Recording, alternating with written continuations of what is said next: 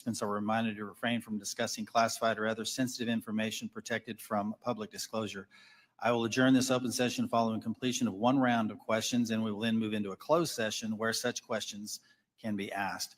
Second, I want to inform the audience that while I fully support constitutionally protected free speech and the right to assemble, this is not the time or place. Any would-be disruptors in the audience who interfere with the committee's business will not be tolerated. For this event, members will have 5 minutes with witnesses. I would ask each of my colleagues to keep both your questions and complete answers from the witnesses within those allotted 5 minutes. Any last questions that can't be answered in time will be submitted for the record. In the same manner in which the House Permanent Select Committee on Intelligence has conducted itself in recent worldwide threats hearings, I expect that we will continue to act in a bipartisan and respectful manner during today's event. I'm confident all members can treat each of our witnesses today with due respect, consistent with past practice. This worldwide threats hearing provides the American people the opportunity to hear directly from our intelligence community leadership on the threats that face our nation. It's my pleasure to welcome our witnesses to today's hearing. Director of National Intelligence, the Honorable Tulsi Gabbard. Director of Central Intelligence Agency, the Honorable John Ratcliffe. Director of the Federal Bureau of Investigation, the Honorable Kash Patel. Director of National Security Agency, General Tim Hawk. Director of Defense Intelligence Agency, Lieutenant General Jeffrey Cruz.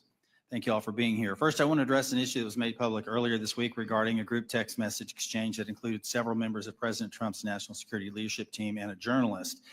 Yesterday, our colleagues on the Senate Select Committee on Intelligence held their hearing on the annual threat assessment, and unfortunately, instead of exploring the real and existential threats that face our nation, which is the purpose of this hearing, this issue consumed most of their time. While I will address this topic further in my questions, it's my sincere hope that we use this hearing to discuss the many foreign threats facing our nation. I have deep concerns about the state of our national security. The war between Russia and Ukraine has just surpassed 3 years and now includes North Korean troops on the battlefield. Iran remains the world's largest state sponsor of terrorism, supporting terrorist organizations throughout the Middle East like Hezbollah and Hamas, fueling the latter's war with Israel and Gaza. The threat of the Chinese Communist Party, or CCP, has metastasized worldwide, expanding a robust military and espionage capability well beyond the Pacific, including here within the Western Hemisphere. The CCP's aggressiveness in operations below the level of armed conflict continues to grow. For example, they have sponsored cyber attacks against United States critical infrastructure and even recruited a New York State governor's office employee into being an undisclosed agent of the CCP. And after 4 years of a catastrophic open border policy and limited and in many cases no vetting, we have seen an explosion of illegal migrants crossing our border since 2021. In fiscal year 2024, 516 were identified to be known or suspected terrorists, 106 of whom tried to sneak into our country between ports of entry. And these are just the ones we caught of the nearly 3 million encounters recorded by Customs and Border Protection. We've also seen an ISIS-affiliated human smuggling network bringing more than 400 migrants into the United States. And this occurs through networks associated with cartels and gangs from Sinaloa to CJ&G, who present an unacceptable risk to the security of the American people. In the midst of such threats, many have understandably lost trust in the intelligence community. One reason I'm particularly concerned about is the pattern of lapses I've seen in analytic integrity and objectivity in some of the assessments provided by the IC in the last few years. From President Trump-Russia collusion fiasco to the origins of the COVID-19 pandemic to anomalous health incidents, there have been numerous instances of the IC suppressing certain reporting, using substandard reporting to support a pre-decided thesis, and failure or refusal to consider plausible alternative analyses. That, combined with many other examples of weaponized government, results in a situation where the United States is facing very real threats, while many of our citizens lack trust in those they empower to inform on or counter these threats. Look, I've been honored to serve our country for many years now, first as an explosive ordnance disposal technician in the Army, now as a representative for the 1st District of Arkansas and chairman of this committee. In my time here, I've traveled the world and met with countless IC employees, from everyday Americans doing challenging and often dangerous work of intelligence to agency directors like yourselves. The vast majority of those people are honest, hardworking, patriotic Americans that silently and without accolades do difficult jobs, often in austere places, sacrificing time with their families and in some cases putting themselves in danger, all in order to serve the United States. These silent warriors deserve our gratitude and our respect. They do not deserve to have their reputations besmirched by poor leadership. Unfortunately, in recent years, we've seen instances of politicized, self-serving, dishonest leaders sustaining the reputation of our institutions and patriots by abusing the powers and sacred trust given to them by the American people. We have some real work to do. You and your roles as leaders of prestigious organizations and us as members of this committee charged with conducting honest and rigorous oversight must ensure that our institutions work for the American people. Those that don't uphold the stringent standards of integrity that the American people expect and deserve must be held accountable. In the instances where trust is breached, those involved must be held accountable. This will help rebuild the trust between the American people and those that serve them in the intelligence community. Today, we need you to be candid about the threats facing the United States. I have deep concerns that many threats have been downplayed or not taken seriously enough for some time, particularly in the homeland and the Western Hemisphere. I look forward to hearing your assessment. Thank you again to our witnesses for being here today. And with that, I want to yield to the distinguished ranking member, Mr. Himes, for his opening statement. Thank you, Mr. Chairman, and good morning and welcome to our witnesses. As the chairman said, this hearing is an important opportunity for our committee and the American people to hear directly from the senior leadership of the intelligence community about the threats that our naces. I read the unclassified report and I found a lot of continuity in the IC's assessment about critical threats to our national security compared to last year's assessment. The IC continues to see threats from our principal adversaries, China, Russia, Iran, and North Korea. I must say, though, that after these last 2 months, I'm worried that the call may be coming from inside the House. This report calls Russia, and I quote, an enduring potential threat to U.S. power, presence, and global interests. But as far as I can tell, we're now on Team Kremlin. We vote with them and against our allies in the United Nations. We humiliate President Zelensky in the Oval Office. The president's chief Russian negotiator, Steve Witkoff, is repeating Russian talking points and participating on a madcap signal chat about an attack on Yemen while inside Russia. USAID is gone, and with it, all American soft power.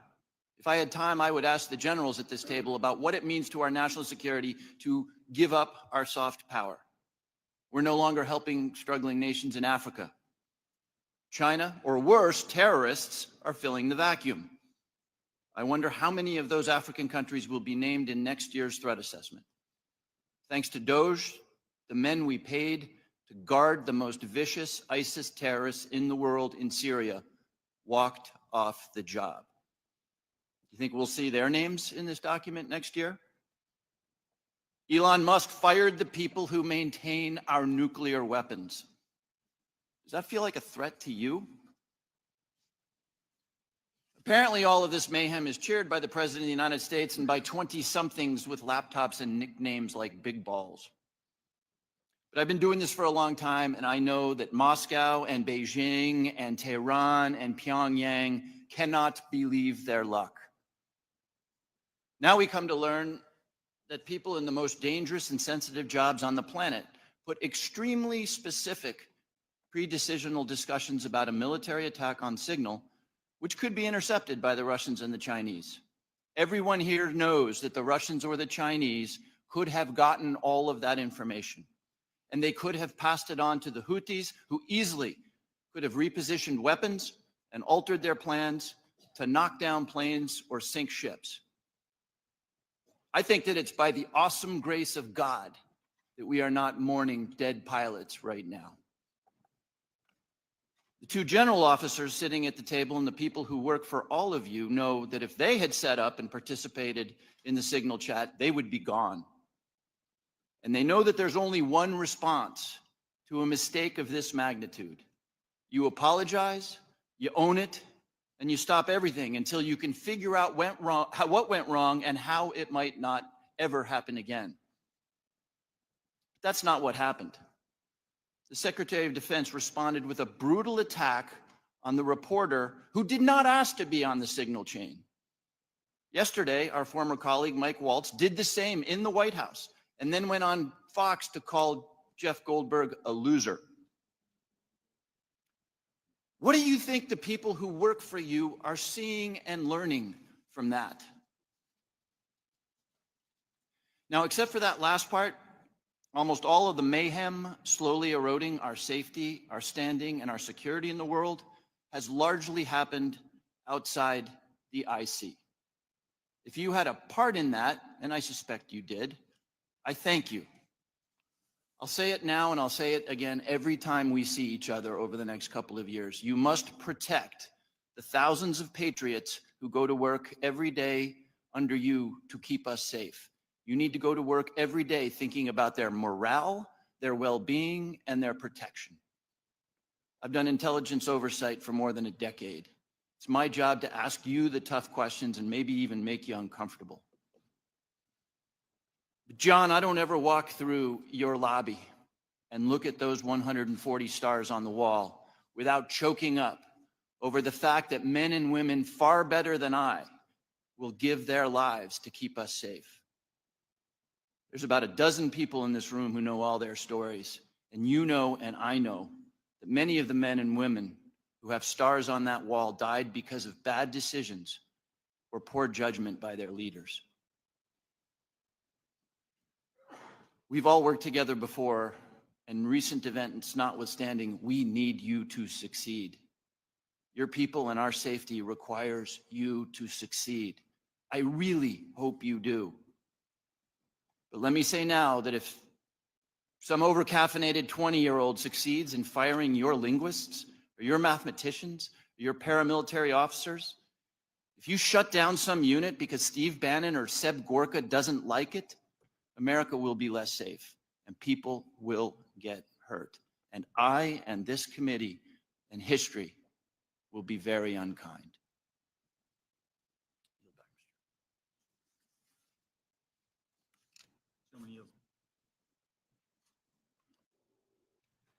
Gentleman yields. Now recognize Director Gabbard to make a statement on behalf of the intelligence community. Thank you very much, Chairman Crawford and Ranking Member Himes. Members of the committee, thank you for the opportunity for us to be here to present the 2025 Annual Threat Assessment. I'm joined here by my colleagues from the CIA, DIA, FBI, and NSA. Our testimony today offers the collective assessment of the 18 U.S. intelligence elements making up the U.S. intelligence community and draws on the intelligence collection and information available to the IC from open source and private sector and the expertise of our analysts. It evaluates what the IC assesses most threatens our people and our nation's ability to live in a peaceful, free, secure, and prosperous society. As you know very well, we face an increasingly complex threat environment that is threatening us here at home and our interests abroad. I'll begin by focusing on what most immediately and directly threatens the United States and the well-being of the American people: the non-state criminal groups and terrorists putting American lives and livelihood at risk. I'll then move on to focus on the key nation states who have the capability to threaten our security and the interests of the United States. Cartels, gangs, and other transnational criminal organizations in our part of the world are engaging in a wide array of illicit activity, from narcotics trafficking to money laundering, smuggling of illegal immigrants, and human trafficking, which endanger the health, welfare, and safety of everyday Americans. Based on our latest reporting available for the year-long period ending October 2024, cartels were largely responsible for the deaths of more than 54,000 American citizens due to synthetic opioids. Mexico-based transnational criminal organizations are the main suppliers of illicit fentanyl to the U.S. market and are quickly adapting to enforcement and regulatory pressures by using multiple sources and methods to procure precursor chemicals and equipment, primarily from China and India, many of which are dual-use chemicals used in legitimate industries. Independent fentanyl producers are also increasingly fragmenting the drug trade in Mexico. The ready availability of precursor chemicals and ease of making illicit fentanyl have enabled independent actors to increase illicit fentanyl production and smuggling operations in Mexico. Cartels are profiting from human trafficking and have likely facilitated more than 2 million illegal immigrants encountered by law enforcement at the U.S. Southwest border in 2024 alone, straining our vital resources and putting the American people at risk. Criminal groups drive much of the unrest and lawlessness in the Western Hemisphere.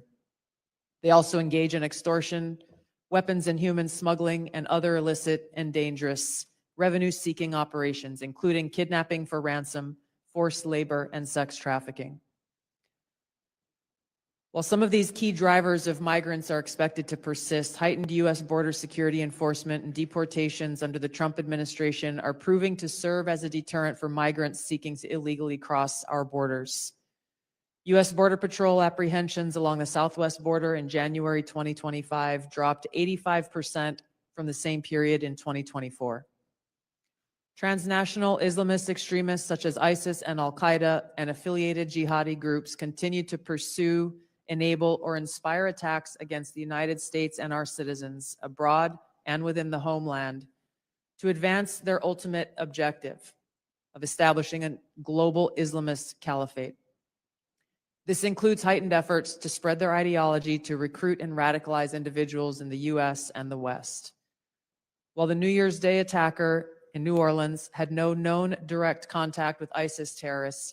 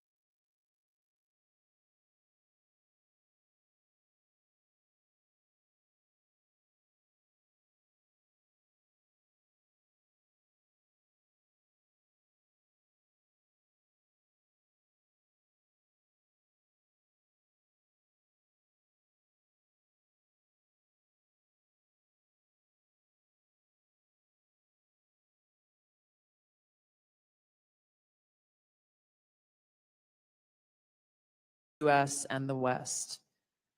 While the New Year's Day attacker in New Orleans had no known direct contact with ISIS terrorists, he was influenced and radicalized by ISIS ideological propaganda, as one example. Al-Qaeda and its affiliates continue to call for attacks against the United States as they conduct attacks overseas. These jihadist groups have shown their ability to adapt and evolve, including using new technology and tactics to spread their ideology and recruit new followers. A range of non-state cyber criminals are also targeting our economic interests, our critical infrastructure, and advanced commercial capability for extortion, other coercive pursuits, and financial gain. These actors are using a variety of tactics, including phishing, ransomware, and denial of service attacks to disrupt our systems and steal sensitive and lucrative information, using available technologies and taking advantage of U.S. cyber vulnerabilities. Ransomware actors last year, for example, attacked the largest payment processor for U.S. healthcare institutions, and another set of criminal actors conducted cyber attacks against U.S. water utilities. Some of these non-state cyber actors also operate as proxies for or emulate similar activities being carried out by major state actors. The IC sees China, Russia, Iran, and North Korea engaging in activities that could challenge U.S. capabilities and interests, especially related to our security and economy. They are in some cases working together in different areas to target U.S. interests and to protect themselves from U.S. sanctions. At this point, the IC assesses that China is our most capable strategic competitor. Under the leadership of Xi Jinping, the People's Republic of China seeks to position itself as a leading power in the world stage, economically, technologically, and militarily. Beijing is driven in part by a belief that Washington is pursuing a broad effort to contain China's rise and undermine CCP rule. China's most serious domestic challenge is probably China's slowing economy and the potential instability that could occur if socioeconomic grievances lead to large-scale unrest. Growing economic tensions with the United States and other countries could also weigh on China's plans for economic growth and domestic job creation. China's military is fielding advanced capabilities, including hypersonic weapons, stealth aircraft, advanced submarines, stronger space and cyber warfare assets, and a larger arsenal of nuclear weapons. While it appears they would like to develop and maintain positive ties with the United States and the Trump administration to advance its own interests and avoid conflict, China is building its military capability in part to gain an advantage in the event of a military conflict with the United States around the issue of China's efforts towards unification with the Republic of China or Taiwan. Beijing is advancing its cyber capabilities for sophisticated operations aimed at stealing sensitive U.S. government and private sector information and pre-positioning additional asymmetric attack options that may be deployed in a conflict. China's cyber activities have been linked to multiple high-profile breaches, including last year's massive compromise of U.S. telecom infrastructure, commonly referred to as Salt Typhoon. Beijing currently dominates global markets and strategically important supply chains, for example, with the mining and processing of several critical minerals. In December, China imposed an export ban to the United States on gallium, germanium, and antimony, all of which are important to the production of semiconductors and our defense technologies. This was in direct response to U.S. export controls on chips designed to broadly limit PRC access to advanced chips and chip-making equipment. China also aims to compete in other critical global industries, including AI, legacy semiconductor chip production, biomanufacturing and genetic sequencing, and medical and pharmaceutical supply production. Russia's nuclear and conventional military capabilities, along with its demonstrated economic and military resilience, make it a formidable competitor. Moscow has more nuclear weapons than any other nation that could inflict catastrophic damage on the United States and the world in the event of a major war that Russian leaders feared put them and their regime at serious risk. In late 2024, Russia announced updates to its public nuclear doctrine, expanding the conditions under which Russia would consider using nuclear weapons. Russia is building a more modern and survivable nuclear force designed to circumvent U.S. missile defense through reliable retaliatory strike potential. It intends to deter the U.S. by holding the U.S. homeland at risk and by having the capabilities to threaten nuclear war in a conflict. Russia's developed advanced cyber capabilities and has attempted to pre-position access to U.S. critical infrastructure for asymmetric options and make it a persistent cyber threat. Russia's cyber activities have been linked to multiple high-profile breaches, including the 2023 hack of Microsoft. Russia is also fielding new capabilities in anti-satellite weapons meant to degrade U.S. and allied space infrastructure. Among Russia's most concerning developments is a new satellite intended to carry a nuclear weapon as an anti-satellite weapon, violating long-standing international law against such activity and putting the U.S. and global economy at risk. Iran continues to seek to expand its influence in the Middle East, despite the degradation to its proxies and defenses during the Gaza conflict. Iran has developed and maintains ballistic missiles, cruise missiles, and UAVs, including systems capable of striking U.S. targets and allies in the region. They've shown a willingness to use these weapons, including during a 2020 attack on U.S. forces in Iraq and in attacks against Israel in April and October 2024. Iran's cyber operations and capabilities also present a serious threat to U.S. networks and data. The IC continues to assess that Iran is not building a nuclear weapon, and Supreme Leader Khamenei has not authorized the nuclear weapons program that he suspended in 2003. We continue to monitor closely if Tehran decides to reauthorize its nuclear weapons program. In the past year, we've seen an erosion of a decades-long taboo in Iran on discussing nuclear weapons in public, likely emboldening nuclear weapons advocates within Iran's decision-making apparatus. Iran's enriched uranium stockpile is at its highest levels and is unprecedented for a state without nuclear weapons. Iran will likely continue efforts to counter Israel and press for a U.S. military withdrawal from the region by aiding, arming, and helping to reconstitute its loose consortium of like-minded terrorist actors, which it refers to as its axis of resistance. Although weakened, this collection of actors still presents a wide range of threats, including to Israel's population, U.S. forces deployed in Iraq and Syria, as well as U.S. and international military and commercial shipping and transit. North Korean leader Kim Jong-un is pursuing stronger strategic and conventional capabilities that can target U.S. forces and allies in the region, as well as the U.S. homeland, to bolster North Korea's leverage and stature, defend its regime, and achieve at least tacit recognition as a nuclear weapons power. Kim's recently cemented strategic partnership with Russia supports these goals by providing him with greater financial, military, and diplomatic support, reducing its reliance on China, and providing North Korean forces and weapons systems with warfighting experience. Kim views his strategic weapons advances, its deepening ties with Russia, and its economic durability as strengthening his negotiating position against Washington's demands for denuclearization and lessening Kim's need for sanctions relief. Since 2022, China, Russia, Iran, and North Korea have grown closer. Removing the accelerant of the war in Ukraine is unlikely to revert these bilateral relationships to a pre-war 2021 baseline, leaving room for new strategic priorities and world events to create new incentives or challenges to their expanded cooperation. Russia has been a catalyst for much of this expansion, driven heavily by the support it has needed for its war against Ukraine, including protection from U.S. and Western sanctions. In addition to exchange of military and other resource capabilities with North Korea, Russia has relied more heavily on China's financial and defense industry backing and has increased combined military exercises with China. With Iran, Russia has also expanded financial ties to mitigate sanctions. Iran has become a critical military supplier to Russia, especially of UAVs, in exchange for Russian technical support for Iranian weapons, intelligence, and advanced cyber capabilities. The threats that we see to the U.S. to U.S. national security are both complex and multifaceted. In closing, I want to address briefly the signal chat issue that I know many of you are concerned about.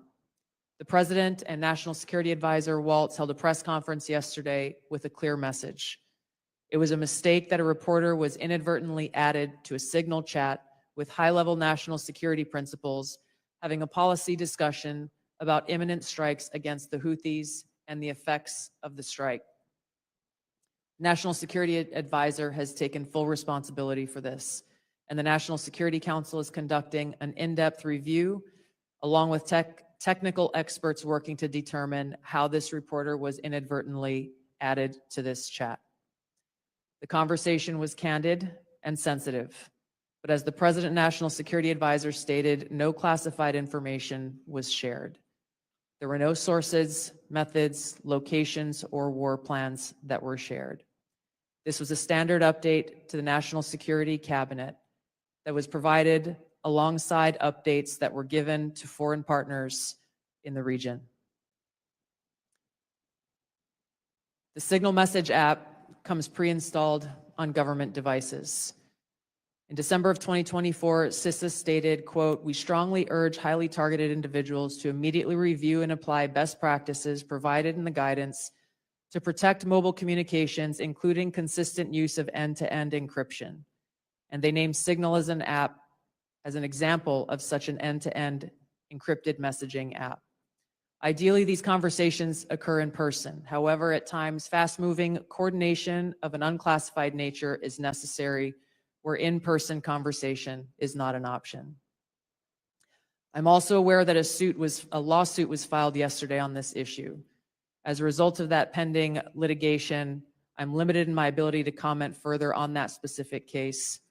My Office of General Counsel will be in close contact with the Department of Justice on this matter.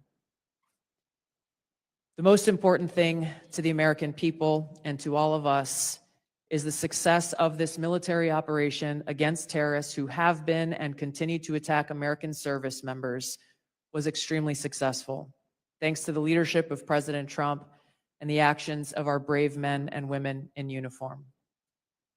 As the heads of the American people's intelligence community, we will continue to provide the President, you in Congress, and our war fighters with timely, unbiased, relevant intelligence to keep our country secure, free, prosperous, and at peace. Thank you, Mr. Chairman. Thank you, Director Gabbard. We now turn to member questions. I'll recognize myself for 5 minutes. I want to talk about, before I get into the threats, I want to talk about something we've talked about in this committee and in this setting before. We've had IC agency leaders commit to complying with our document requests but not follow through. And I don't know if this is due to direction from previous administration or middle management obstruction, but I find it completely unacceptable. In fact, I had to subpoena the NSA in order to cooperate with our AHI investigation last year. As you all know, it's the charge of this committee to conduct rigorous oversight, and part of that oversight is occasionally requires us that we request documents from your organizations to enable our investigations. We cannot adequately do our jobs without your partnership and your cooperation. General Hawk and General Cruz, we had this conversation here before last year, and I'm not satisfied with your responsiveness. Therefore, I'm going to ask that question again on the record in this open setting to each of you. Do I have your unequivocal commitment to cooperating with document or other information requests from this committee, General Hawk? You do, Chairman. Thank you, General. Director Patel. You do, Mr. Chairman. Director Gabbard. Yes, Chairman. Director Ratcliffe. Yes, you do, Chairman and Ranking Member. And I want to start by saying it's good to be back. It's good to see you. And as you all know, I have a special appreciation for the work that this committee does, having previously been a member. I also understand the importance of the oversight role that it has. And so you have my full commitment and my understanding about what your responsibilities are and my obligation to keep you fully and currently informed, and I will do that. Appreciate that. General Cruz. Chairman, of course, you have our continuing support on this critically important effort for the nation. Thank you. I appreciate that. I want to turn now to something that's a topic of conversation and really needs to be, and that's our own neighborhood here in our Western Hemisphere. I mentioned in my opening statement, I'm deeply concerned about encroachment in the Western Hemisphere, not just by China, but other adversaries like Russia and Iran, from Russian military cooperation with and support to Venezuela and Nicaragua, CCP-linked companies, acquisition of critical assets in Central and South America, Iran's defense agreement with Bolivia, the establishment of a technical military cooperation commission, including Venezuela, Cuba, China, Russia, and Iran. And I could list several more alarming examples. I'm afraid we focus so much of our attention across the world that we've lost sight of our own neighborhood, leading to the anti-American regimes gaining permanent footholds within striking distance of the homeland. So Director Gabbard, to the extent that you can discuss it in this setting, what is the intelligence community's assessment of adversary encroachment in the Western Hemisphere? Thank you, Mr. Chairman. We'll be able to go into greater detail in the closed session, but the intelligence community assessment reflects what you have just detailed and outlined. The continued competition, encroachment, and investments that are occurring in the Western Hemisphere have rapidly increased and continue to pose a threat both to our economic interests and to our security. Every day there are new reports of further attempts. One just recently that came up yesterday with investments that are being made in the southeast part of the United States. Again, I'll go into this further in a closed setting, but the intelligence assessments that we are receiving are being shared with senior cabinet officials, Department of Energy, Commerce, Treasury, those who are working alongside us to not only monitor, but to determine the best policies that will protect our interests. Thank you. I want to turn to Director Patel real quick in the time that I have left. If you can flesh this out for me just a little bit. You indicated something that caught my attention in the proceeding yesterday, and that was your involvement with the Judicial Drug Task Force that you partner with at the state level, and how that has yielded positive results with regard to cartel activity. Can you put a little finer point on that to describe those partnerships in the 53 seconds we have remaining? Yeah, I'll try to be brief. Mr. Chairman, Mr. Vice Chairman, thanks for having us, Ranking Member. My priorities at the FBI have been to partner with state and local law enforcement in ways that we have not done so before, particularly on information sharing, and it's a two-way street. And in order for us to effectuate drug seizures and narcotics interdictions in the 50 states, we treat them as all border states, because that's what's happening. We have an American citizen die of a drug overdose every 7 minutes. That is wildly out of control and unacceptable. But the FBI cannot do that mandate and secure the American people from Washington, D.C. So we're putting resources in the field. We were working with our partners at the state and local level, and we are seeing immediate results, as we are seeing in Arkansas, as I outlined yesterday, with hundreds of arrests, thousands of pounds of narcotics seized, dozens of weapons, and multiple indictments. Thank you, Director. I'm going to yield and recognize Ranking Member Himes for 5 minutes. Thank you, Mr. Chairman. If there's something I care as much about as the national security of the United States, it's the powers and prerogatives of this Congress and its oversight duties. So I want to spend a minute or so on yesterday's testimony in front of the Senate and direct these questions in particular to Director Patel and Director Gabbard. Yesterday, Senator Heinrich asked, did this conversation, referring to the signal chat, include information on weapons, packages, targets, or timing? Director Patel, you said not that I'm aware of. Director Gabbard, you said same answer. This morning we learned that the signal chat included the following update, forward-looking update from the Secretary of Defense. Time now, 11:44 Eastern Time. Weather is favorable. Just confirmed with CENTCOM. We are go for mission launch. 12:15 Eastern Time. F-18 launch. First strike package. 13:45 trigger-based F-18. First strike window starts. Target terrorist is at his known location, so should be on time. Also, strike drones launch. MQ-9s. 14:10. More F-18s launch. Second strike. Do either of the directors want to reflect? Senate, you were on the signal chat, correct? No, Okay, but did you review the material on the signal chat? no, I wasn't Okay. on it. Director Gabbard? Yes, Ranking Member. My answer yesterday was based on my recollection or the lack thereof on the details that were posted there. I was not, and what was shared today reflects the fact that I was not directly involved with that part of the signal chat, and replied at the end reflecting the effects, the very brief effects that the National Security Advisor had shared. So it's your testimony that less than 2 weeks ago, you were on a signal chat that had all of this information about F-18s and MQ-9 Reapers and targets on strike, and you in that 2-week period simply forgot that that was there. That's your testimony? My testimony is I did not recall the exact details of what was included there. That was not your testimony. Your testimony was that you were not aware of anything related to weapons packages, targets, and timing. As the testimony yesterday continued on, there were further questions related to that, where I acknowledged that there was a conversation about weapons, and I don't remember the exact wording that I used, but I did not recall the specific details that were included.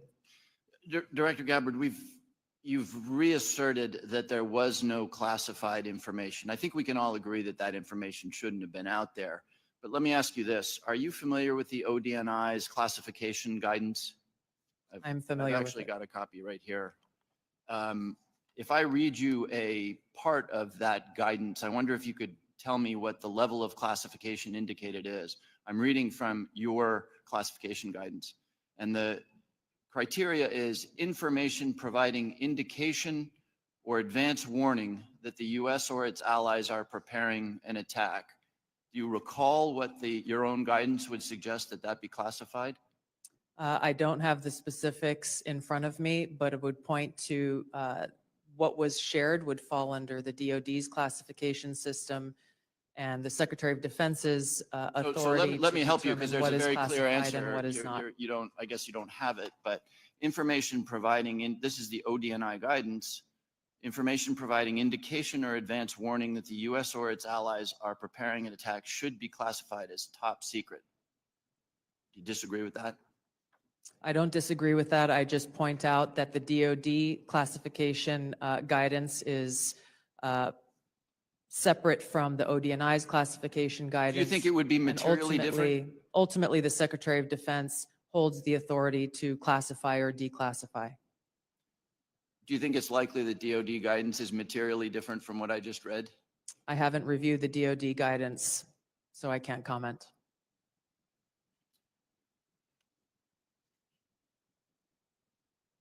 Director Gabbard,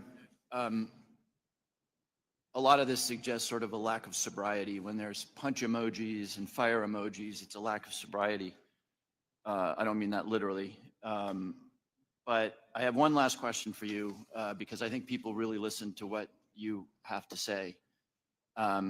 You, on March 15th, as DNI, retweeted a post from Ian Miles Chong, who is listed on RT, that's Russia Today's website, as, quote, a political and cultural commentator who has contributed content to RT since at least 2022. Director Gabbard, do you think that it's responsible for you as head of the intelligence community and the principal presidential intelligence advisor to retweet posts from individuals affiliated with Russian state media? That retweet came from my personal account, and I would have to go back to look at the substance of the tweet. Can I, just so that we don't have a lack of confusion amongst our allies and enemies and us, can I act perhaps that you not think that you should be saying one thing on your personal account than you say officially? I maintain my First Amendment rights to be able to express my own personal views on different issues. Thank you. I yield back, Mr. Chairman. Gentleman yields. Now recognize the distinguished Vice Chairman, General Kelly. Yeah, I now, for the first 30 seconds, Mr. Ratcliffe, or Director Ratcliffe, formerly known as Texas, from this Mississippi guy, I'd like to give you 30 seconds if you have anything to respond to what Ms. Gabbard Director Gabbard, I'm sorry, just said. Well, Mississippi, it's good to see you again. And I appreciate the opportunity. You know, there's so much talk about this Atlantic article and about things that were said and that could have happened instead of a focus on what did happen. So my responsibility as CIA director, one of its responsibilities is to kill terrorists. And that's exactly what I did along with President Trump's excellent national security team. That's what we should be focused on. With regard to that article, I also would appreciate the opportunity to relay the fact that yesterday I spent 4 hours answering questions from senators as a result of that article that were intimating that I transmitted classified information because there were hidden messages. Those messages were revealed today and revealed that I did not transmit classified information. and that the reporter, who I don't know, I think intentionally intended it to indicate that. That reporter also indicated that I had released the name of an undercover CIA operative in that signal chat. In fact, I had released the name of my chief of staff, who is not operating undercover. That was deliberately false and misleading, and I appreciate the opportunity to reflect that my answers haven't changed. I used an appropriate channel to communicate sensitive information. It was permissible to do so. I didn't transfer any classified information. And at the end of the day, what is most important is that the mission was a remarkable success, is what everyone should be focused on here, because that's what did happen, not what possibly could have happened. Thank you, Director Ratcliffe.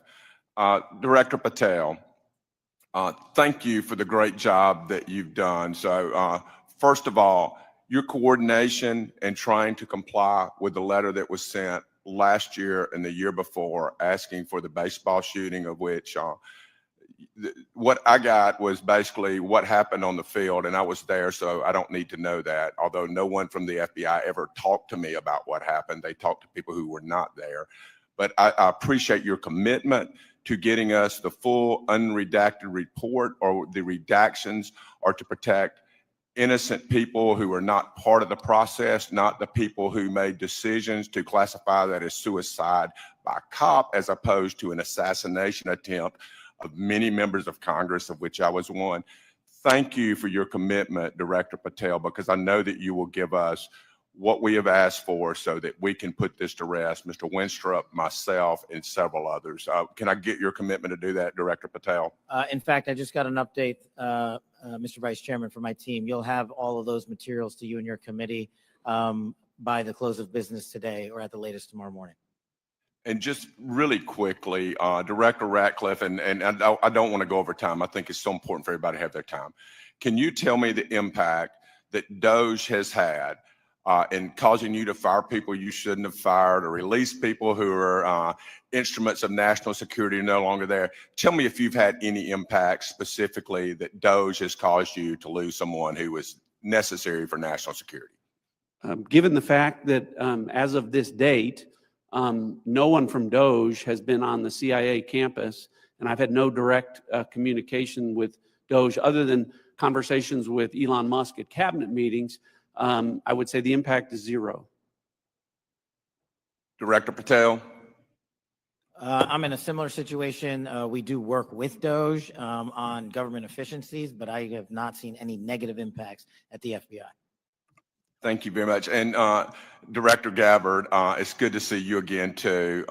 You know, I think we were freshmen together, you and I and Director Ratcliffe, and I'm here and you guys are like there. Have you seen any impact across the whole IC that DOGE has caused things that you can't respond to? Yeah. Thank you, Congressman. It's great to see you all again here. The answer is no. Similar with Director Ratcliffe, DOGE has not been at ODNI. The president understands the essential national security mission that we have, and we are going through our own internal assessments to ensure we're achieving the effects in an efficient way that is responsible to the American taxpayer. Yield back, Mr. Chairman. Gentleman yields. Mr. Carson.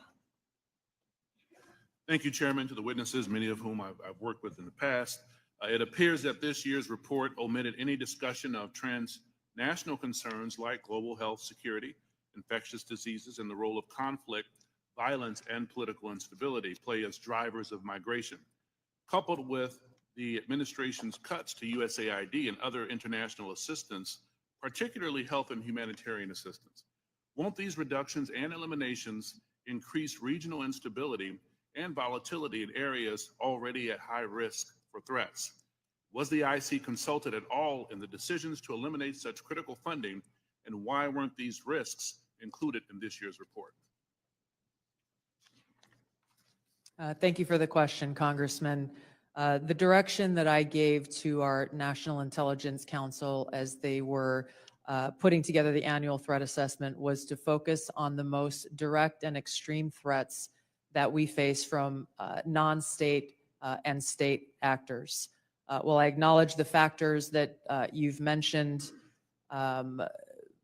create an environment that our operators and intelligence officials need to be aware of. This year's annual threat assessment was really more targeted to focus on the direct threats that we have the ability to affect and impact. Some of those were included here that you mentioned with regard to the effects and impacts of USAID. That assessment has not yet been done, or at least to my knowledge, and was not considered to be included here. Director Patel, this year's assessment, sir, confirms a threat I've worked on for a number of years, domestic extremists, including lone wolves, white nationalists motivated by racial or anti-government grievances, even religious grievances. Mr. Director, a few yes or no questions. Do you, sir, agree that these domestic threats must be addressed as thoroughly as foreign extremists? All threats like that will be treated equally, yes, sir. Is it true, sir, you moved personnel out of the FBI section responsible for countering domestic violent extremists? I don't believe I did that. Is it true, sir, that you've discussed disbanding this section? I don't believe I've done that. Will you pledge today, sir, not to disband this critical section? I will pledge to you today that any personnel matters that are being worked on currently, once finalized, the congressional notification will be published to your committee. Mr. Chairman, I yield back. Gentleman yields. Now recognize the gentleman from Illinois, the former federal prosecutor, Mr. LaHood. Well, thank you, Mr. Chairman. I want to thank all of our witnesses today for your service to our country. And I want to focus my questions this morning on FISA Section 702. And Director Ratcliffe, welcome back to the committee. In your confirmation hearing before the Senate, you were asked extensively about FISA and Section 702, and I think laid out a compelling narrative on how, as you described it, quote, how indispensable it is to national security. And you were also asked about a warrant requirement on Section 702. And your answer to that was, quote, on whether a warrant makes sense on 702. Your quote was, the answer is no. We're talking about national security issues where sometimes minutes matter in the ability to disrupt or interdict the bad actors or to act upon the intelligence that you can gain from that, unquote. Director, I wanted to ask you, is that still your belief today regarding the warrant requirement? Congressman, it absolutely is. You've accurately reflected my prior testimony. It is also my testimony that 702 is indispensable to our intelligence picture, and the loss of it would be catastrophic to CIA. And the reason that I say that from this position is not only is 50% of all of our critical analysis provided to the president as commander-in-chief in the president's daily brief 702 derived, 70% of CIA's success with regard to advanced weapons counterproliferation is the result of 702 collected information. And finally, 90% of CIA's successful interdictions with regard to synthetic drugs like fentanyl are the result of 702 collection. It's absolutely indispensable to the work that CIA does, and I'm glad that you gave me the opportunity to reflect that to this committee. Thank you, Director. And just to ask a follow-up on that, as you know, in the House last year when we had our FISA reform and Section 702 reform measures put in place, you know, we had a debate, robust debate on the House floor regarding the warrant requirement. It was a very, very close vote, 212 to 212. Director Ratcliffe, what can you tell our members to alleviate and reassure them on, again, the harm that a warrant requirement would do to 702? Well, Congressman, it would impose a de facto ban on lawfully querying previously collected data to find threats against U.S. persons and government officials. So that would be, again, catastrophic to our efforts to keep our community safe. And I would also point out, because I know that these are legitimate concerns with regard when we talk about FISA and 702 specifically, everyone on this committee recalls that when I was a member, I also called out FISA abuses when they occurred. And I don't want there to be any violation of Americans' civil liberties and Fourth Amendment rights. But I would point to the CIA's frankly impeccable record of compliance, and we can talk about that more in a closed session. Thank you, Director. Director Patel, I want to turn to you. Similar in your Senate confirmation, you were asked extensively about 702. And as you know, in our bill that we passed last year, we put lots of reforms and changes and protocols in place for the FBI. And I know that you're supportive of many of those. Specifically on the impracticalities of a warrant requirement on 702, you were quoted as saying, when you were asked about it, it is almost impossible to make that function of the warrant requirement work and to serve the national no-fail mission. Is that still your testimony here today? It's great to see you, Congressman, and yes, that's my testimony. Thank you. As you know, the reforms that we put in place were significant, requiring the FBI personnel to get a supervisor or attorney approval to conduct U.S. person inquiries, requiring high-level approvals up to the FBI deputy director level before certain queries are conducted on U.S. elected or appointed officials, candidates, or media personnel, requiring the Department of Justice to audit all U.S. person queries performed by the FBI within 6 months of each, of 6 months of each query, reducing the number of FBI personnel who have the ability to query. Can you talk about the current implementation of those reforms and how that's going, Director Patel? Absolutely. With probably the most recent one in terms of 702 query reviews, we only have about 200 left when it comes to U.S. persons, and we will promulgate those findings to you. But as of today, of all the U.S. persons queried in the 702 databases, there's only been one instance of negligent conduct. We have already implemented limited access to those who actually know how to use the FISA process in 702, and we have implemented a direct reporting structure to the Office of Director and the Deputy Director to make sure that anyone, whether it's intentional or unintentional, abuses the 702 query system is brought to our attention immediately, and we will take that on for action directly. And in terms of piggybacking off Director Ratcliffe's, the public defender in me realizes the importance of constitutional due process more than anyone. The staffer in me from the House Intelligence Committee may be the only person who has worked more on FISA reform and exposing FISA abuse in modern congressional history. And the terrorism prosecutor in me and the JSOC civilian in me tells me that we cannot do away with 702 or FISA Title I and Title III, but we can work with you and your committee to make it better. I don't know all those ideas. I don't have all those answers, but you have my commitment that we will use it appropriately going forward. Thank you, Director. I yield back. Gentleman yields, Mr. Castro. Thank you, Chairman. Tulsi, you and I came into the Congress together in 2013. And Kash, you and I was serving on the Intelligence Committee when you worked on the Intelligence Committee. And John, you and I are both from Texas, and we both served together on the Intelligence Committee. The idea that this information, if it was presented to our committee, would not be classified, y'all know is a lie. That's ridiculous.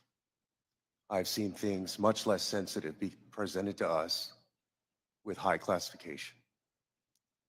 And to say that it isn't is a lie to the country. I want to ask the generals now. The NSA is principally in charge of intercepting things like signals intelligence from other countries. General, I want to ask you, if your organization, your agency, intercepted something like this from Russia or China or some other country, would you consider this classified information? Representative, we would be classifying based off of our sources and methods. So those would be the things that, in terms of how we process, how we would be able to obtain the information and how we'd report it, Sure. we would classify based off of our source and method. So if you knew that the Secretary of Defense and the National Security Advisor of Russia or China and the head of the Foreign Ministry and all of the folks who were associated with that signal chain, if you intercepted that information, General, would you consider it classified? So it would be classified based off of our collection. So the NSA would classify it, would Based off determine it as of classified. the protection of our own source and method, not necessarily based off the content, but how we collected that information. But it would be classified. Well, we certainly wouldn't be collecting on a U.S. person conversation. No, I understand. I'm You're saying if we, collecting on but if you did your job and collected it from the Russian Foreign Ministry and the National Security Advisor and the Secretary of Defense and the President's Chief Advisor, there is no way having sat on this committee for 9 years, that somebody would come in with that information and give us something that says unclassified, you can walk out of this room with this information and give it to whomever you want. You know, with all respect, you and I worked on the committee at the same time. Tulsi, you and I came in together. I've never had an issue of beef with you. John, you and I are both from Texas. Y'all know that's a lie. It's a lie to the country.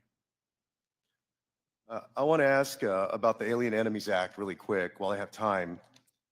The president has used the Alien Enemies Act, a wartime authority last used to detain German and Japanese nationals during World War II, to summarily deport people accused of being members of the Venezuelan gang Tren de Agua.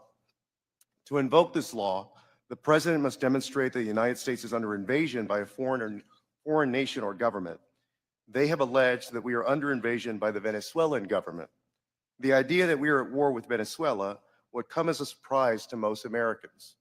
The unclassified version of the annual threat assessment the intelligence community just released makes no mention of any invasion or war that we are fighting with the nation of Venezuela. You would think our nation being at war would merit at least a small reference in this threat assessment. And Director Ratcliffe, does the intelligence community assess that we are currently at war or being invaded by the nation of Venezuela? We have no assessment that says that. Thank you. In invoking the law, the president alleged that Tren de Agua is, quote, undertaking hostile actions against the U.S. at the direction, clandestine or otherwise, of the Maduro regime in Venezuela. Director Gabbard, does the intelligence community assess that the Venezuelan government is directing Tren de Agua's hostile actions against the United States? There are varied assessments that came from different intelligence community elements. I'll defer to Director Patel to speak specifically to the FBI assessment. But let me ask you, so you're saying there are conflicting assessments that have come from the IC? That's correct. Okay, thank you. We'll take it up in closed session. All right. You know, your threat assessment makes issue of, highlights fentanyl trafficking as a top threat to the United States, yet support for law enforcement cooperation with Mexico has been put on hold, and there's been a threat of invasion to Mexico by the United States. You assess that Russia's advanced cyber capabilities make it a persistent counterintelligence cyber threat, yet the administration shut down the unit at the Cybersecurity Infrastructure Agency tasked with stopping Russian cyber attacks.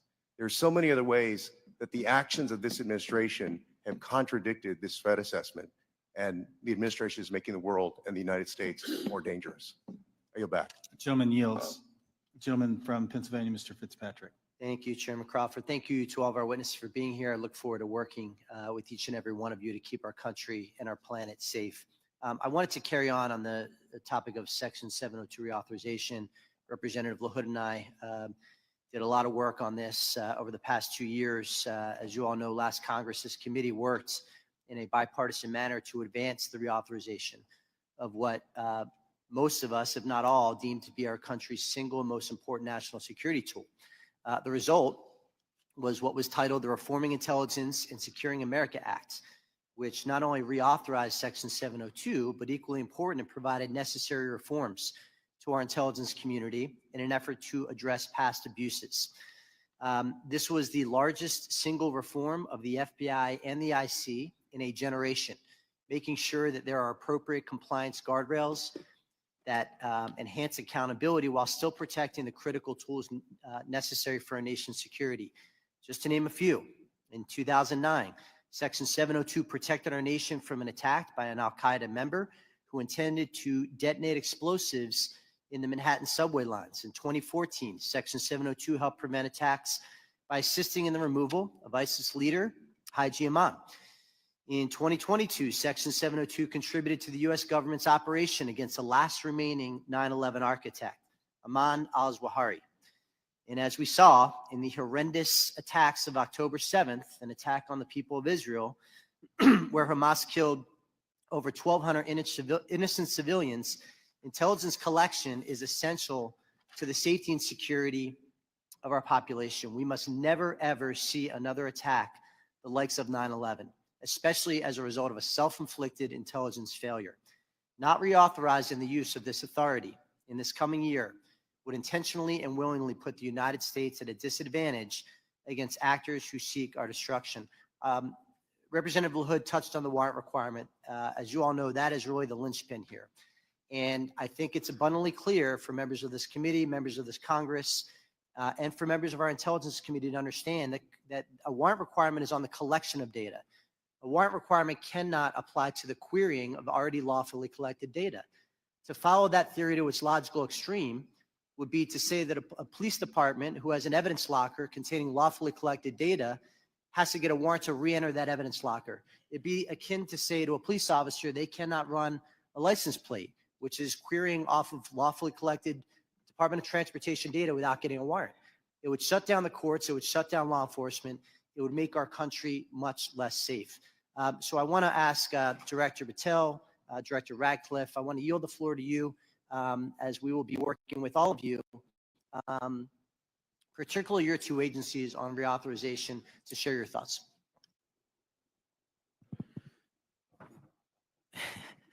So it's great to see you, sir, and thanks for the question. Look, on 702, just to flesh out some of the more specific operational use that I have, it which specifically relates to what you just said. When I was a terrorism prosecutor, we used 702 directly to prevent the shopping mall in Houston from being blown up. We used 702 collection directly to prevent an attack on the state capitol in the state of California.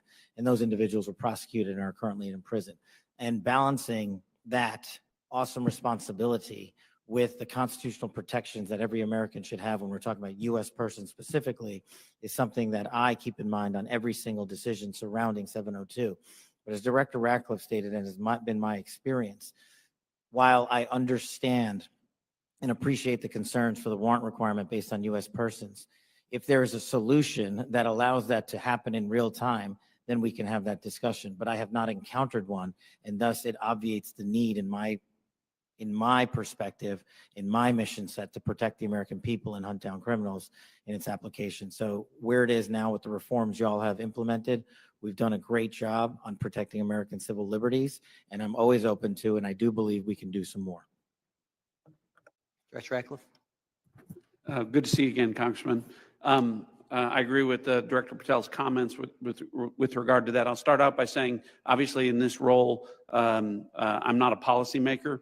But at the appropriate time, when this comes up for renewal, I think I made it clear and will make it clear from the CIA's perspective, the indispensability of 702 as a tool to providing the commander-in-chief an accurate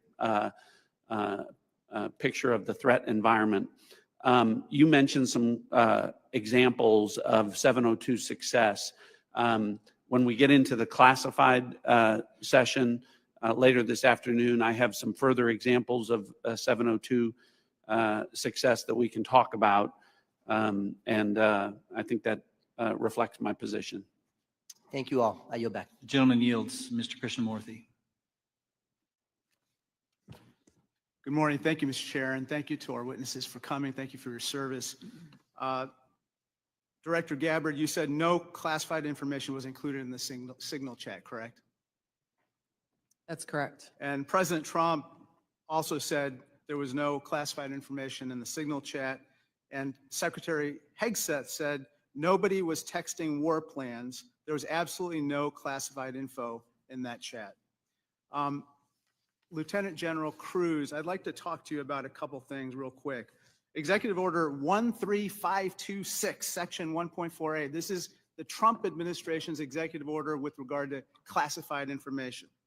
It says, information shall be classified if its unauthorized disclosure could reasonably be expected to cause damage to national security, including military plans, weapon systems, or operations. You don't disagree that that's accurately quoted, right?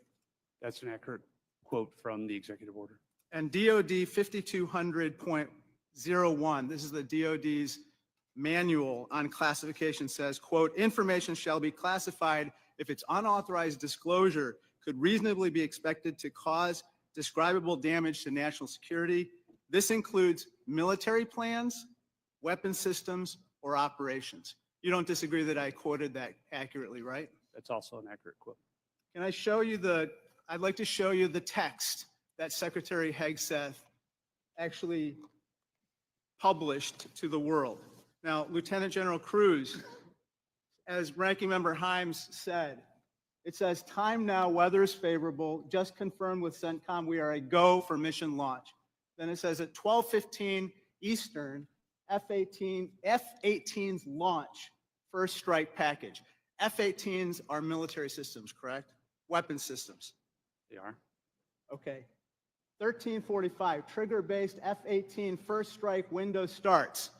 Target terrorist is at his known location, so should be on time. Also, strike drones launch MQ-9s. MQ-9s is a weapon system, correct? They are. Okay. I think applying the executive order as well as the DoD manual to this fact pattern, we clearly have weapon systems that have been identified. That is classified information. Now, the reason why it's important that this information not be disclosed is that we don't want the adversaries to know what's about to happen, right, sir? Well, I would draw a small distinction there. You referenced and asked if that platform, those two platforms are weapon systems. They are, but those terms are used all across the globe in a lot of contexts. So it's really about how they're used in the context of this particular document. I just want to clarify that the use of those. I understand. Yeah. In this situation, those are operational details. They are operational details, but again, as you quoted the DoD instruction, it's about operations. So as you further go down into what are the operational details, I think as we had a discussion yesterday, the important aspect, I think all of us are very familiar. This is classified information. This is classified information. It's a weapon system as well as sequence of strikes, as well as details about the operations. And so I think that just piggybacking off of what some other members have said, using the DoD's manual as well as the executive order in operation today with the Trump administration, this text message is clearly classified information. Secretary Hegseth has disclosed military plans as well as classified information. He needs to resign immediately. He needs to resign immediately, and a full investigation needs to be undertaken with regard to whether other similar signal chats are occurring in this administration. I'd like to turn my attention to another topic. Director Patel, according to the DOJ, in 2022, the FBI-led Joint Terrorism Task Force, JTTF, in my hometown of Chicago, valiantly led efforts to prevent a plot to attack Naval Station Great Lakes in Illinois. You don't dispute that, do you, sir? I'm not familiar with it, but I don't dispute what you're telling me. Thank you. A memo obtained by ABC 7 News of Chicago said that this task force will now be, quote, actively supporting, close quote, the Department of Homeland Security and its immigration enforcement. You don't dispute that either, do you? I'm just not familiar with it, sir. Okay. Sir, I just have to say, the DOJ has now tasked JTTFs to shift some resources to immigration enforcement efforts. And I don't say this lightly, if there's a terrorist attack anywhere in the country, including in Chicago, and it was because the JTTFs in part shifted resources, they'll be held to pay. Thank you, sir. Gentleman's time's expired. Gentleman from Georgia, Mr. Scott. Thank you, Mr. Chairman. Director Gabbard, was the target terrorist named in the text, or was it simply referred to as target terrorist? The target was not named. Thank you. Was the location named? Congressman, no locations were named. Thank you. Director Patel, there was a specific accusation made about how close we are working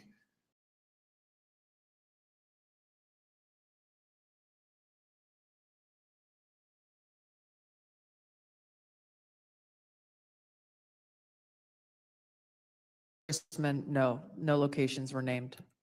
Thank you.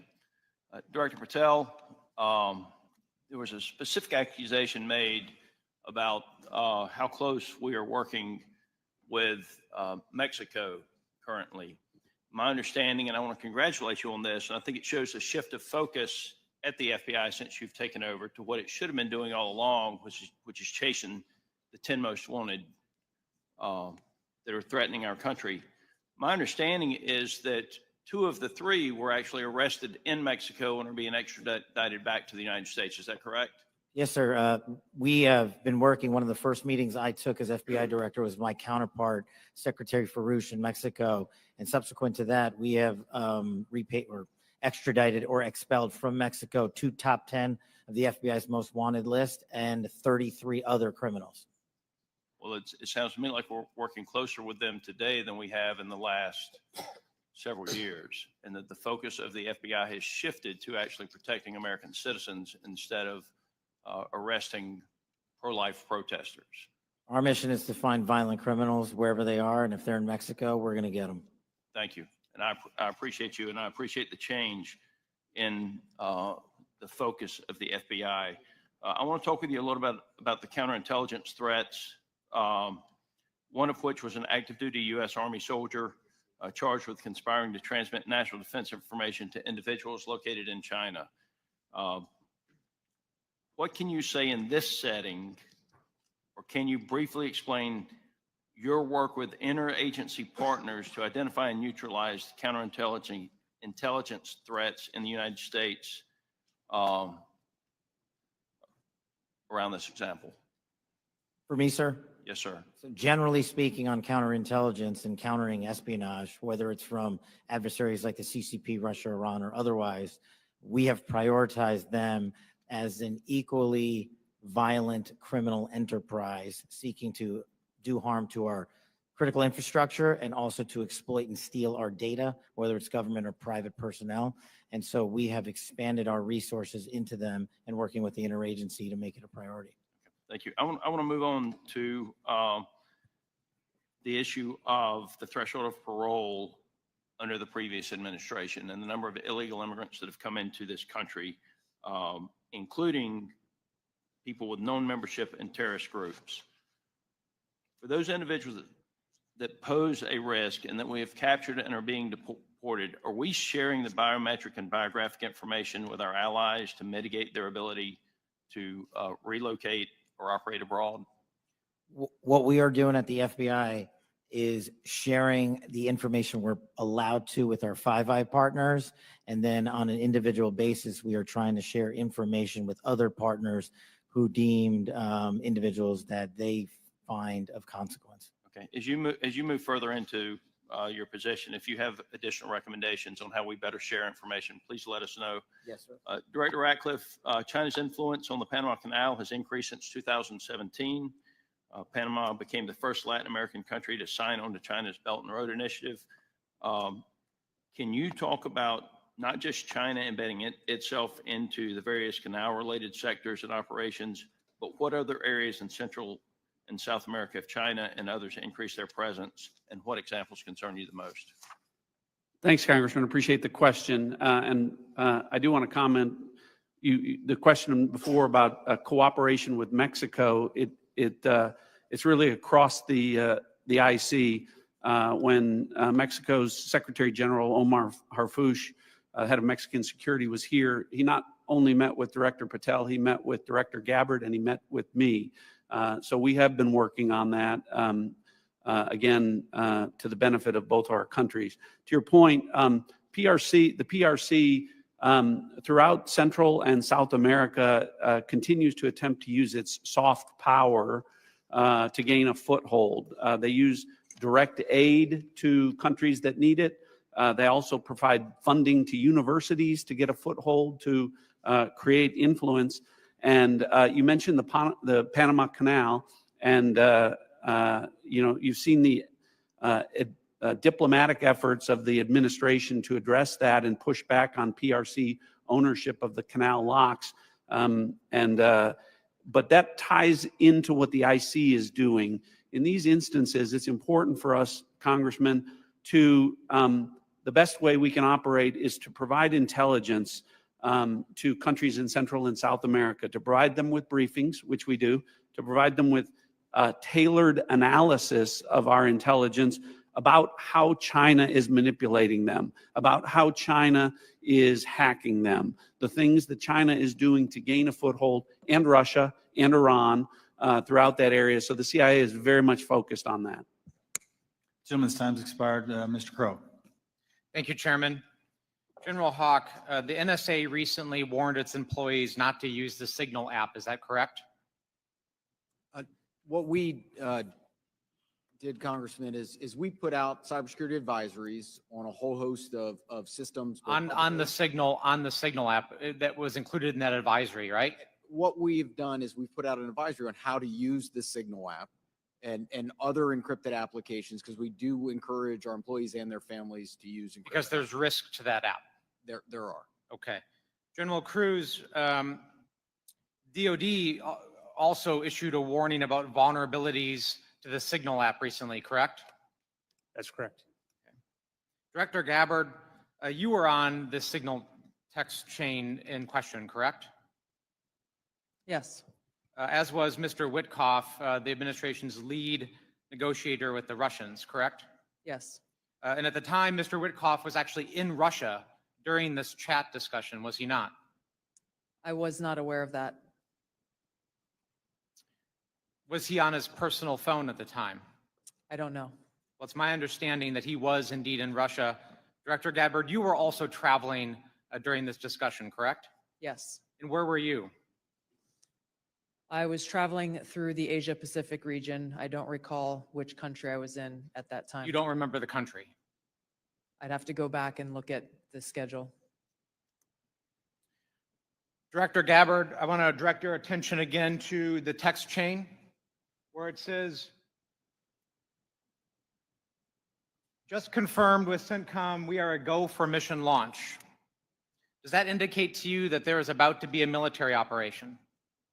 Yes, Director Gabbard, earlier in this hearing, we heard about the DOD's classification standards. I want to now turn my attention to your classification standards. You're the Director of National Intelligence. The Office of the Director of National Intelligence classification guide says, quote, information providing indication or advance warning that the U.S. or its allies are preparing for an attack, end quote, is to be classified as top secret. Are you familiar with that? yes, Director Gabbard, have the Houthis indicated an ability to shoot down American aircraft? yes, They have in fact done so, haven't they? yes, Including MQ-9 Reapers, haven't they? that's correct. And that was one of the systems used in the attack recently that's the subject of this discussion, is it not? Correct. General Cruz, are you familiar with this system? I'm not wearing my glasses at the moment, but. Well, I'll help you out. This is an SA-3 anti-aircraft system. Correct. Are you familiar with this next system? I am. What is it?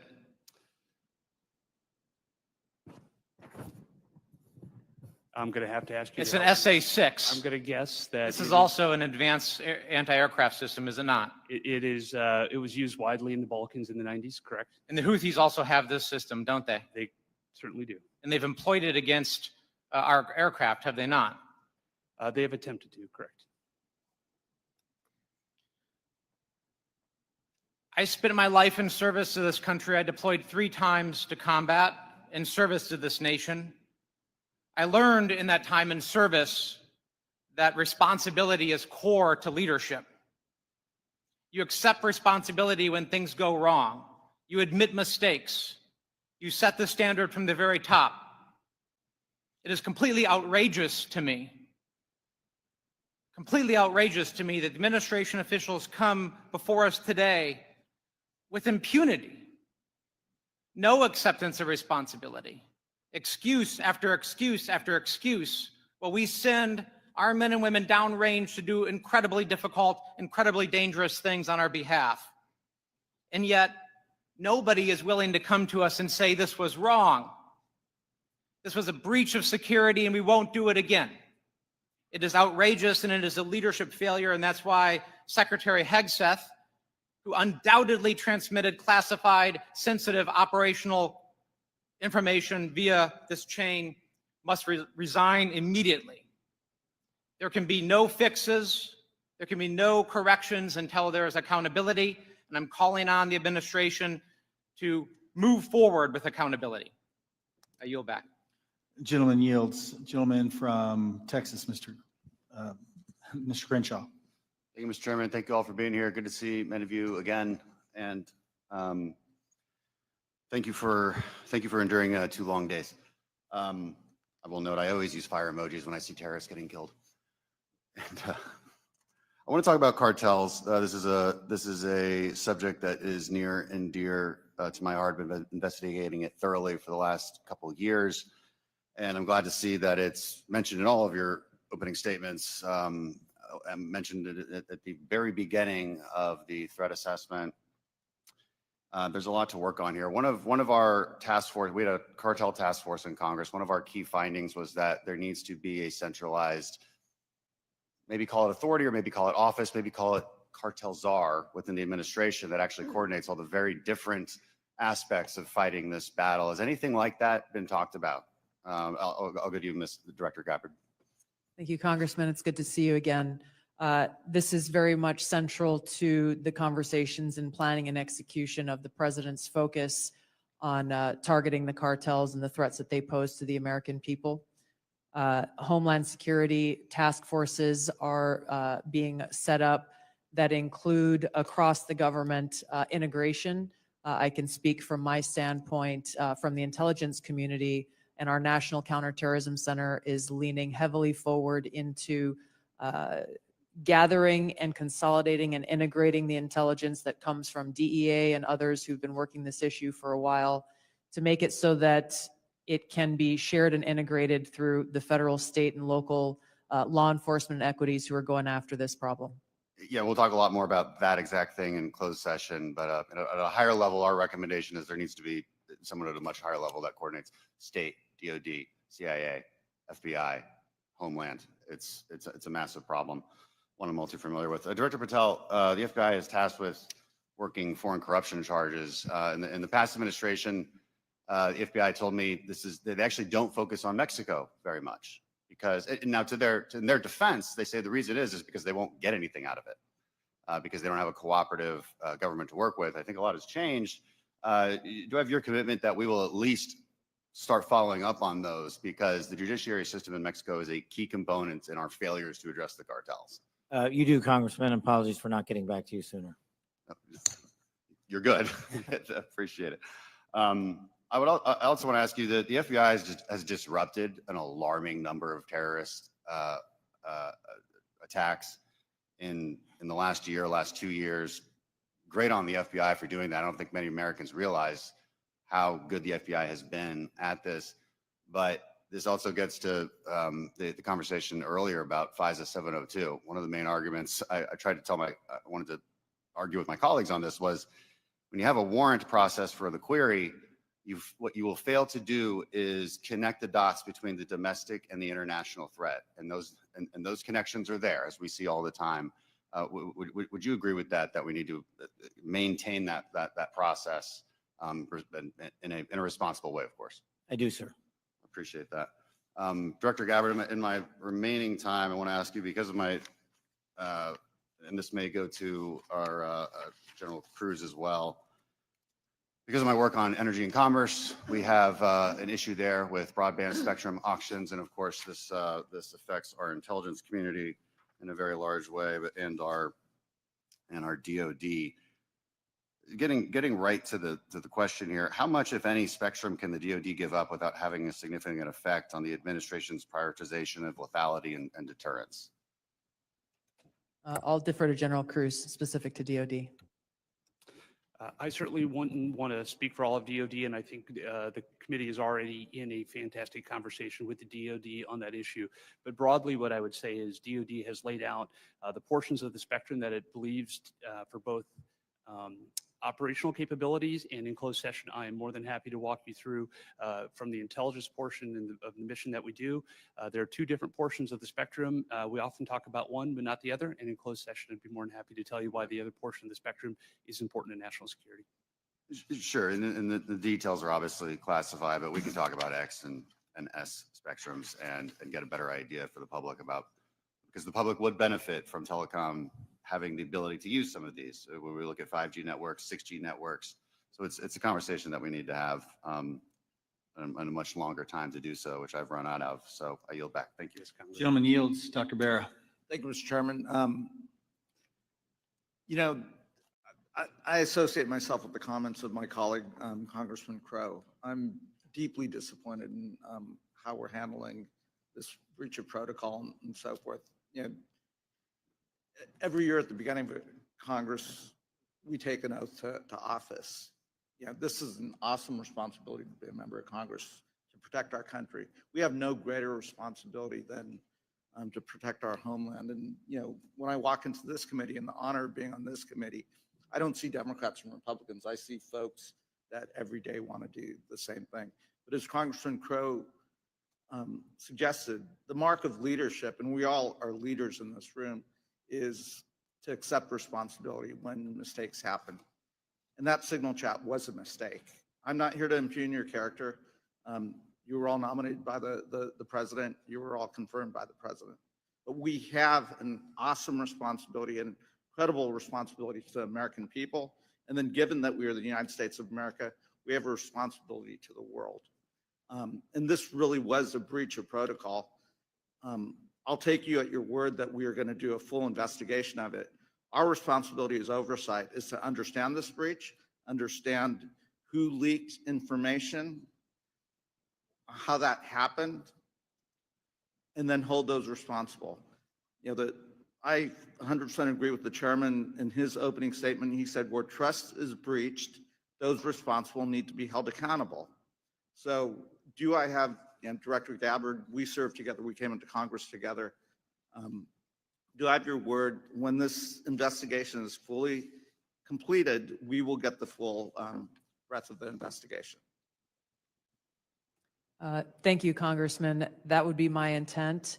I will caveat that by saying that this is being conducted by the National Security Council. I've not gotten any indication that they would try to withhold that, but I can't speak for them. Okay. I also, you know, I see way too much politics when it comes to our national security and our national defense. We've got to keep politics out of this. We're not Democrats or Republicans. We're Americans. We're tasked with the responsibility of keeping our country safe. Director Gabbard, you have an awesome responsibility here to advise the president, to collate all the information, everything that the IC is providing, and provide that best advice and guidance to the president of the United States. We have to keep politics out of this. Even if the president disagrees with this, if it goes against his personal wishes, if he's considering an order that potentially is unconstitutional or illegal or compromises our security, I want your word that you will always provide and give that honest advice to the president, even if it will make him angry. Thank you, Congressman. I appreciate the question because, as you said, I do take this responsibility very seriously. And it was my commitment to the president, to the Senate, the American people, that as the Director of National Intelligence, I will ensure to provide the president and all of you as policymakers with that unbiased, relevant, and timely intelligence. And to your specific question, the answer is yes. I will inform the president of that accurate, timely, unbiased intelligence reporting, whether it is something that agrees with an assumption or a view or an objective or not. That's my responsibility to him and to the American people. Great. I would just offer advice. In your role, what you do on your personal devices versus your official devices, you're speaking to the public, and I would just offer, you know, as I conduct myself, what I say personally is always going to be considered Congressman Barra saying it. General Hawk, I've appreciated working with you and, you know, have a deep concern about our cyber vulnerabilities. And we will go into some of this in the closed session. But Salt Typhoon is something we take very seriously, as well as Volt Typhoon and the compromises. Can you just briefly give us an update of where we are with those two? So, Congressman, we share your concern in terms of the overall ensuring that we can protect the critical infrastructure of the United States.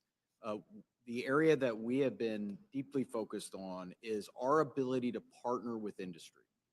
99% of our critical infrastructure is controlled by our industry. So our ability to bring government information to be able to understand what threats look like and the origin of those threats, help inform how industry can defend that and also create the necessary equipment to ensure that we're secure. That partnership continues to grow, and that's really one of our key priorities. And I'll be able to go in closed session into more detail about the specific actions we've done together as an interagency with our industry teammates. Great, thank you. I yield back. Gentleman yields. Gentleman from Pennsylvania, General Perry. Thank you, Mr. Chairman. Thank you, ladies and gentlemen, for your attendance and your service to national security for our country. I'm going to